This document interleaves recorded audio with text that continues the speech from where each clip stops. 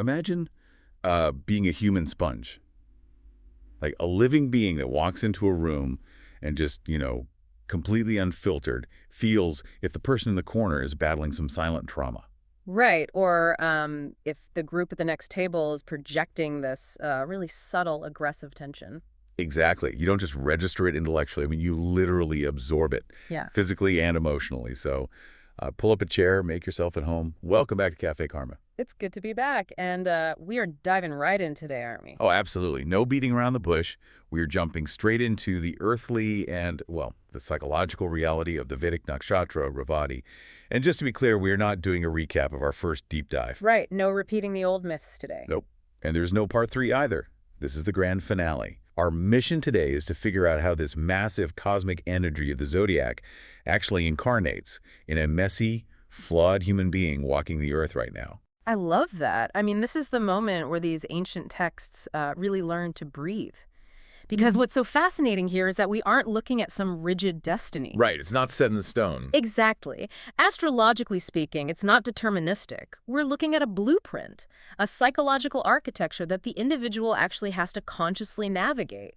And the energy of Revati shapes a person's core identity in very specific ways, depending on, well, which planets occupy that space. Okay, so let's unpack that blueprint. I want to start with the Ascendant, or the Lanya, as the texts call it. Yeah. For you listening, the Ascendant is basically the lens through which we view the world, and it's also the physical aura we project. Yeah, the vehicle we navigate with. Right, and the sources describe people with a Revati Ascendant as having this extremely magnetic, clean, and often just really cheerful physical presence. Like, why is that? Why do they draw people in so much? Well, it's because they unconsciously signal absolute safety. I mean, in a really loud, often threatening world, they act like these natural-born hosts. They carry this inner mandate to offer refuge to others. Oh, wow. So people just flock to them. Pretty much. When you meet a Revati Ascendant, you just instinctively feel like, okay, I'm not going to be judged here, which is why their life past heavily characterized by travel and being this magnetic safe harbor for anyone looking for rescue. That actually brings us a layer deeper, straight to the emotional engine of the whole system, the moon. So when the moon is in Revati, the texts talk about profound wisdom, charisma, benevolence, and there's this deep love for animals. Yes, very much so. The symbol for this nakshatra is the female elephant. And what I find so interesting is it's not a fish. Even though we're in the sign of Pisces, it's this massive earth creature. Right. Why a female elephant? It's such a brilliant detail in Vedic psychology. The female elephant, the matriarch, is, the ultimate symbol of protective care. She has an unshakable memory and this gentle but absolute strength. She leads the herd. Yeah. Exactly. She guides them safely to water, she defends the weakest, and her pace is just, well, calm but unstoppable. And that is exactly how a Revati moon's emotional structure is built. Plus, they have this immense affinity for foreign cultures because, for them, the boundaries between us and them are totally blurred anyway. But wait, those blurred boundaries, that's where the catch is, isn't it? Yeah. Because the sources explicitly warn that they are extremely vulnerable to criticism and prone to melancholia. Oh, absolutely. If we connect this to the bigger picture, the mechanism makes total sense. If you don't have rigid emotional walls, which, you can't have if you're offering unconditional refuge, then a harsh word doesn't just bounce off you. It goes right to the core. Right. It penetrates straight to their emotional center. For them, criticism doesn't feel like helpful advice. It feels like an existential threat to their very nature as a caretaker. Which brings me to the analogy I was thinking of earlier. Imagine this emotional structure is like a highly porous sponge sitting in the sink here at the cafe. Oh, I like that. A sponge doesn't discriminate about what it soaks up. Exactly. Yeah. It effortlessly absorbs whatever emotional water it's sitting in. Which, yeah, makes them an incredible cleaner for their environment. They walk in and just intuitively swallow the pain, the unspoken worries, the tension in the room. The room gets lighter because they absorb the dark. Right. But, and here's my question for you. What happens when that sponge isn't wrung out? Like, how does someone manage being this magnetic refuge without just becoming completely heavy and toxic themselves? And that is the central clinical challenge of their lives. The conscious healing path requires them to realize that this sensitivity is a tool, not a trap.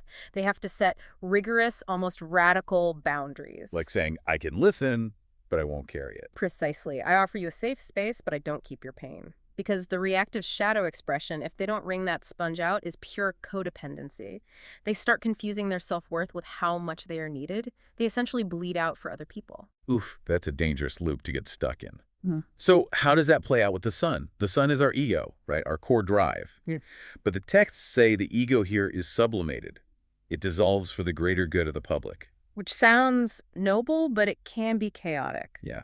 I mean, if my ego is dissolved, how do I build a stable career? It sounds like a recipe for professional disaster. Well, it's a very fair point. Career-wise, people with their sun in Revati are often total wildcards. Their resumes can look erratic, unpredictable, and they're super prone to sudden shifts in direction. Why? Because they don't care about climbing the ladder. Exactly. Their ego isn't driven by wanting to be the boss or outperforming everyone. They're constantly trying to fit something infinite into a very finite, structured corporate world. It usually leads to unconventional fame, brilliant artistry, and surprisingly a fantastic sense of humor. But yeah, a straight-line career path is rarely their vibe. Okay, so that gives us a really solid psychological foundation. But we need to go finer. Because Revati isn't just one monolithic thing. The sources break this energy down into 4 microstructures, the padas. Right, the 4 distinct flavors of manifestation. Exactly. So let's look at how this actually plays out in practice. Sure. So a pada is a quarter of the nakshatra, and it acts like an extra filter. Pada 1 is influenced by Jupiter and Sagittarius. So you're mixing fire with the water of Revati. That creates the optimistic spiritual visionary. And how does that look in everyday life? It's an enthusiastic, almost joyful urge to share knowledge. It's the lightest, most hopeful version of Revati. They see the big picture and just want to uplift everyone through pure enthusiasm. Okay, so then we turn the dial to Pada 2. Now, Saturn and Capricorn take over, the grounded caretaker. But wait, Saturn is about strict rules and boundaries, right? Yeah. How does that rigid taskmaster mix with the boundless empathy of Pisces? Well, it turns out Saturn is exactly the medicine that Pisces energy needs here. That limitless compassion gets channeled into practical, disciplined, highly organized help. Oh, I see. Yeah, these aren't the people who just sit by your bed and cry with you. These are the people who cook you soup, organize your spreadsheets, and figure out how to efficiently distribute aid. They give empathy a skeleton. I love that. Empathy with the skeleton. All right, Pada 3 stays with Saturn, but moves into Aquarius. Yeah. The humanitarian healer. Right, so the focus shifts from the individual to society. Highly unconventional, progressive, and totally focused on the collective welfare. They aren't asking, how do I help this one guy? They're asking, how do I heal the architecture of this broken society? Which brings us to Pada 4, the Vargatama position, pure Jupiter and Pisces, the mystic. And the astrological texts have a massive warning sign here because this Pada borders the Gandanta. The karmic knot. Yeah, for you listening, the Gandanta is this incredibly turbulent transition point, the exact border between the water of Pisces and the fire of Aries, like boiling water, extreme emotional depth. But come on now, let's be real. Isn't this so-called mystic devotion on the edge of the knot often just a fancy excuse for running away from real-world responsibilities? That is a brilliant pushback, and honestly, yes. What you're calling out there is what modern psychology calls spiritual bypassing. And it is the exact shadow expression of Pada 4. So they just use spirituality to numb out. Exactly. They feel the pain of the world so intensely at that boiling knot that they flee into escapism, world flight, meditating on a mountain instead of paying rent or having a hard conversation with their partner. Yeah, right. I'm too enlightened to do my taxes. Exactly. But the conscious path, the actual healing, requires them to face earthly reality. Dealing with the mundane world is the necessary step to avoid drowning in illusion. You have to accept the gravity of the earth to actually understand the sky. That makes a lot of sense. So if they do accept reality, how do they make a living? We talked about vocation earlier. Revati natives are predestined for careers offering safe conduct. Yes, caretaking roles. Right. So hospice work makes total sense, helping people transition, animal protection, therapy. But then the sources list urban planning. I mean, how does a highly empathic mystic end up zoning commercial real estate? It seems like an outlier, but think about the core of Revati providing safe passage. What does a good urban planner do? They structure safe, functional environments for the collective. Oh, macro care. Exactly. Building pedestrian zones, creating parks for refuge, structuring safe navigation for thousands of people. It's empathy applied to city grids. That's actually amazing. And on the flip side, they excel in the fine arts too. because Venus is exalted here, right? Yes, Venus reaches its absolute peak strength in this nakshatra. So that gives them this incredible aptitude for acting, music, literature, and also the travel industry. And one of our sources brings up Albert Einstein here, which blew my mind. Oh, it's such a perfect example. Einstein's Venus was exactly in Revati, and he often said he felt more like an artist than a scientist. He used that aesthetic perfection of Venus to envision the mechanics of time and space. He didn't just do the math, he visualized it. Right. He saw the curvature of space like a grand harmonious symphony. He was basically an artistic scientist. Okay, but we have to address the elephant in the room. Revati literally translates to the wealthy. We just spent 20 minutes talking about these selfless emotional sponges who work in hospices and do urban planning. So what, do they just accidentally get rich while saving the world? How does that work with their bank accounts? It sounds like a contradiction, but it actually reveals the Vedic perspective on wealth. It comes down to the Kshiridapani Shakti, Which means? the power to nourish. For Revati natives, wealth isn't generated through ruthless ambition. They aren't the Wall Street sharks using their elbows to get ahead. Wealth here grows organically, strictly as a byproduct of ethical action. So the universe just pays them back? Basically, when they use their power to ethically nourish others through art, therapy, whatever, the system sustains them. They attract resources because the universe trusts them to distribute those resources for the greater good. That is a beautiful way to look at money. Yeah. But let's pivot from the external rewards to the internal toll, because if you're constantly acting as this emotional sponge and safe harbor, what is that doing to your physical body? Well, medical astrology gives us a very clear picture here. Anatomically, Revati represents the absolute endpoints of the cosmic body, the feet and the ankles. The parts that carry all the weight. Exactly. Metaphorically, they are carrying the psychic weight of everyone around them, and it literally sinks into their feet. On top of that, they have an extremely sensitive nervous system.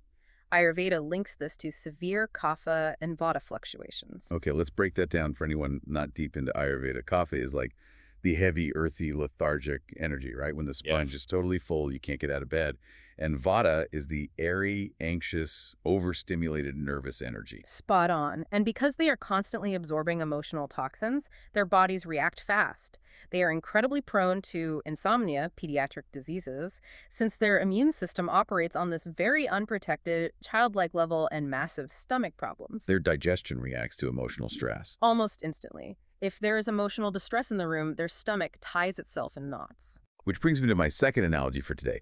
Think of the Revati nervous system like the overloaded electrical circuit board in an old cafe like ours. Oh, absolutely. If you plug in the espresso machine, the big fridge, the heater, and like 3 laptops into one ancient outlet, meaning if you take on the trauma and drama of way too many people, the fuses are inevitably going to blow. They have to blow. Right.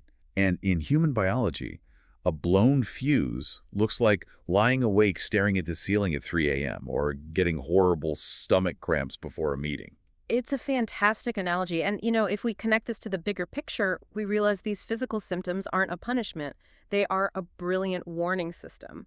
The body literally forces the native to stop absorbing toxins when they fail to set emotional boundaries. The body says no when the mind won't. Exactly. It's a forced shutdown of the system. Wow. Okay, so we've covered the psychology, the career, the physical toll. Yeah. That brings us to the ultimate essence of this nakshatra. What is the final lesson for these people?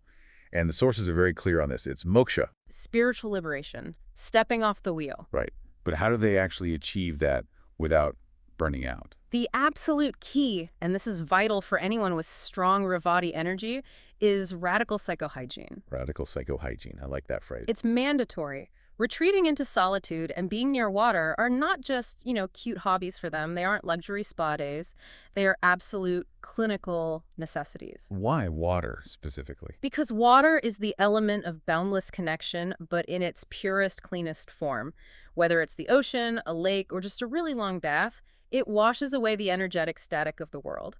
It lets them recharge the depleted batteries of their compassion without having to hold space for anyone else. The water holds them, so they don't have to hold everyone else. Beautifully said, yes. And the person who actively protects those boundaries, who does that psychohygiene, is the one who masters the gentle, final transition into a new cosmic cycle. All right, then. I think we've successfully brought this massive cosmic energy all the way down to the pavement of everyday life.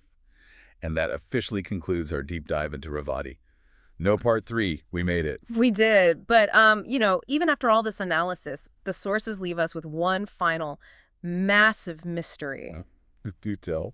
One of the texts finishes with a thought that just totally breaks the intellectual frame. It says that ultimately, the boundless energy of Revati conceals the answer to the ultimate question of existence. Which is? Why all of this creation? For what purpose does all this joy and suffering exist? And for whom is this entire cosmic game actually being played? Oh, wow. Yeah, well, that's definitely not a question we can answer in a deep dive. That's something you just have to take with you, chew on, and, figure out in your own life. So, for you listening, remember the sponge in your sink. Don't absorb every single drop of pain you come across. Wring it out regularly and protect the fuses in your own personal cafe karma. Thanks for pulling up a chair with us today. Catch you next time.